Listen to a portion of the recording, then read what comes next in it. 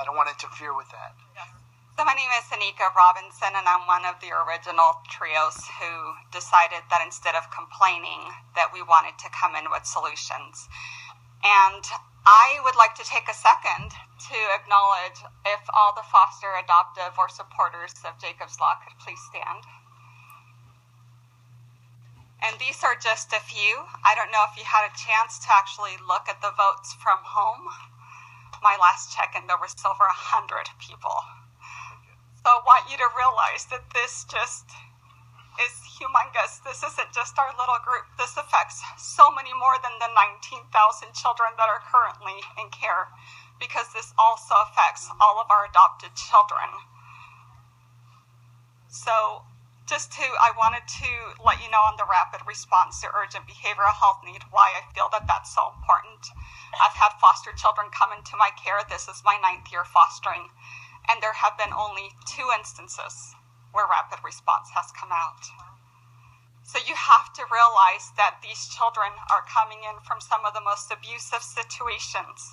A lot of times there are many developmental delays where early intervention needs to be put in place.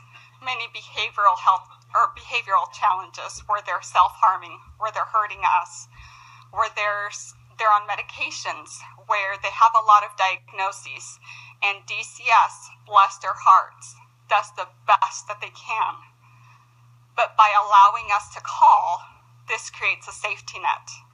I don't think it'll come as a shock to any of you that policy states that they have to call within 24 hours. Is that done? I would say no, in the majority of the time. The REBAs then have 72 hours to send someone out to our home. So we thought, let's come up with a plan. If we have not gotten a call within 72 hours, allow us to call. Why that's not in place, I'm not sure.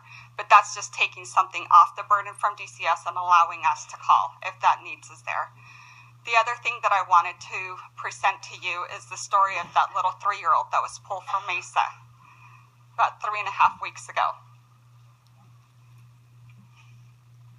She was found in a garbage bag, tied with duct tape, shaved, starved, abused, covered with feces.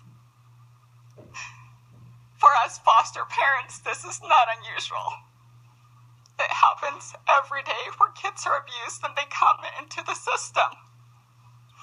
Those police officers that found her asked for counseling because visibly seeing this was too much for them. Explain to me as a foster mom how I can hold that little girl and say, I'm so sorry.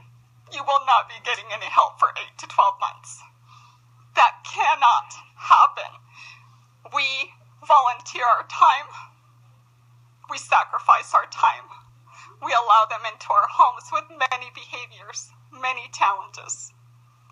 And we do so willingly and happily, but there has to be help from the state. We're not paid to do this. We're volunteering our time. Please allow us to serve them. Allow our families to be healthy. Allow us to do the best that we can with the situation that they have been given. I don't think that's too much to ask, especially when it's already policy that Title 19 and 21 children cannot be put on waiting lists. I've had children who have been severely abused, who had to wait a year to see a therapist. Thank you so much for allowing me to speak. Any questions from